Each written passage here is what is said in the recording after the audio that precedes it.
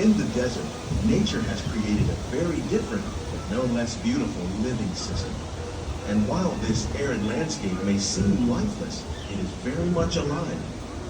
The plants and animals that have learned to survive in these harsh conditions make use of what little water they can find and avoid the scorching rays of the relentless sun.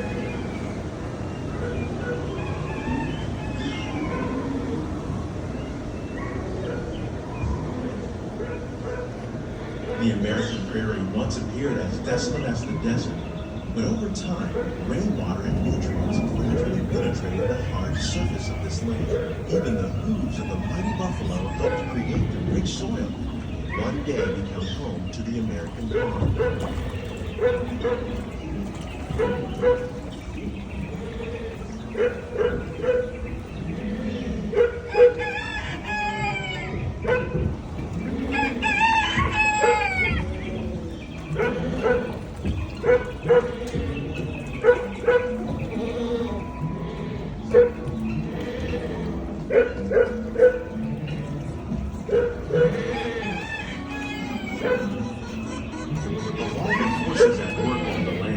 Humans have had one of the most profound effects. The need to produce food for a growing world led to the enormous use and sometimes overuse of the land. In our search for more efficient ways to grow food, we often fail to realize the impact from our methods.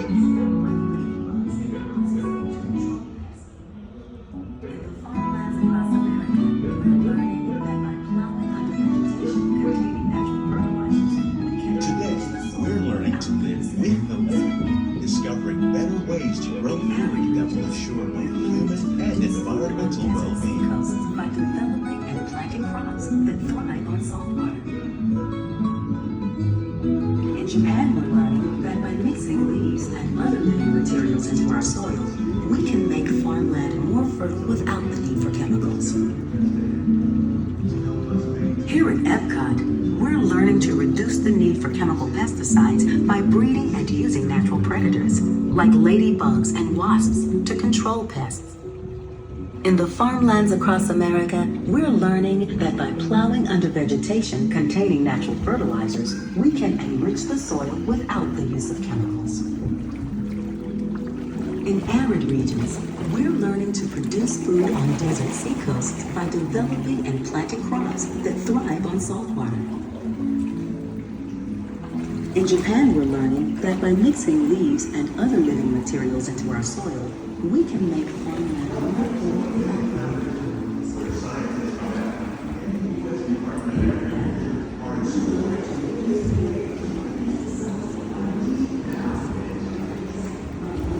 Will we meet tomorrow's growing needs for food production, yet still respect the needs of the land? Some of the answers are being discovered just ahead.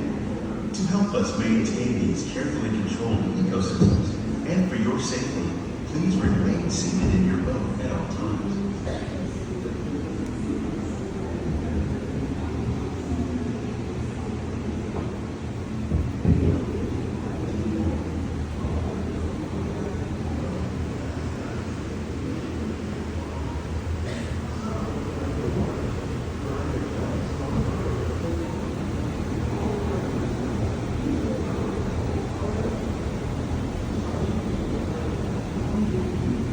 Welcome to our living laboratory, where scientists from Epcot and the U.S. Department of Agriculture are exploring innovative ways to produce healthy harvests now and into the future. For your safety, please keep your hands out the road at all times. Parents, please watch your children. Children, please watch your parents. Thank you, Roses. Lands on the planet. Many of these, like papaya, bananas, cacao, coffee, and rice, are well known around the world. These are just a few of the edible plants that have been an important source of nutrition for people living in the tropics. Many are rich in vitamins and minerals, while others are well adapted to growing in less than ideal conditions. Some, like the water lily, thrive in wet, swampy areas and waterways. All parts of this plant, even the flower petals, are edible.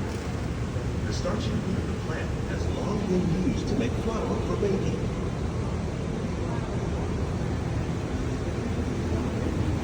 One day, many of these lesser-known tropical plants may be as important as the bananas growing on both sides of the boat. More than 28 million tons of bananas are eaten annually, making it the most popular fruit in the world.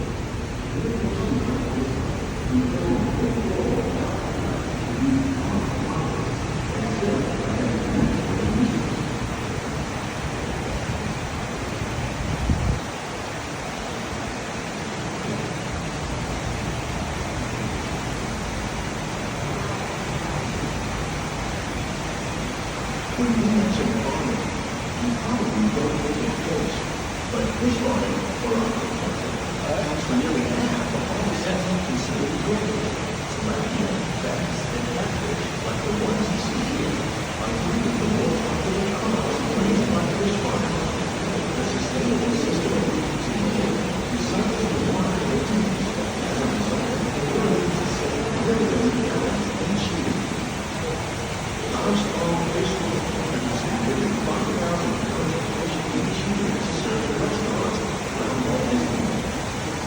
Innovations like this one can play an important role in our efforts to produce powerful harvests and still protect natural resources.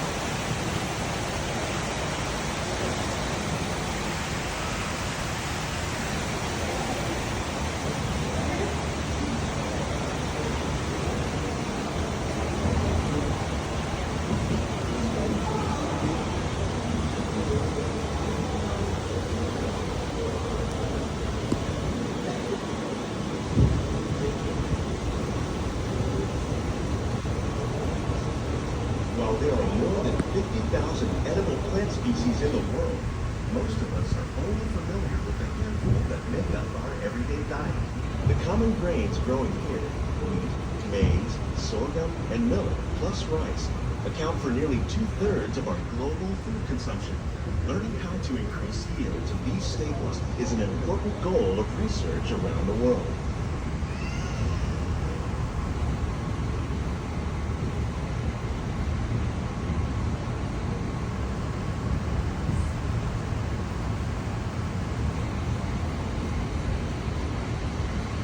These plants are definitely on their way up. Innovative growing techniques like these increase yields while more efficient in using resources like water, fertilizer, and pesticides. Another innovation at work is our integrated pest management program. By populating our greenhouses with beneficial insects that prey on harmful pests like aphids and flies, there's significantly reducing our reliance on conventional pesticides. We're growing these our film system. This technique precisely controls and recycles water and nutrients. With it, we can produce over 27,000 heads of lettuce a year in this one small area.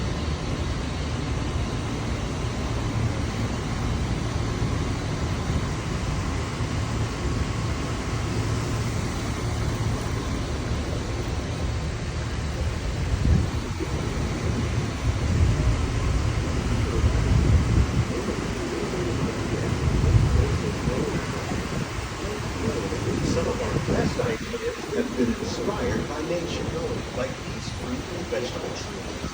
By growing these ground plants early, we can increase yields and better control diseases. These crops taste as good as they look. In fact, we serve more than 14 tons of produce from our greenhouses and restaurants here at the land every year.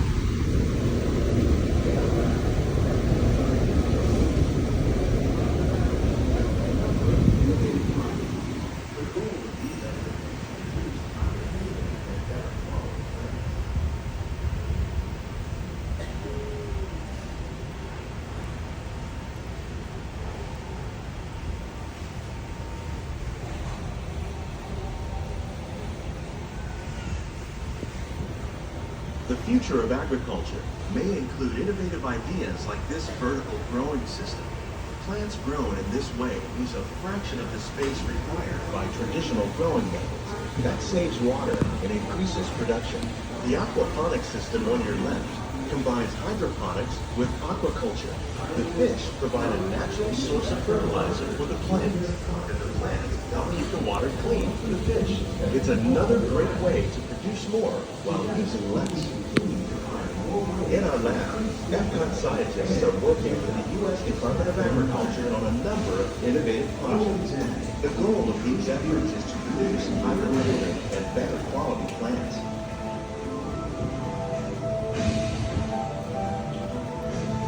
On behalf of Walt Disney World, we hope you enjoy this unique journey through our many laboratories.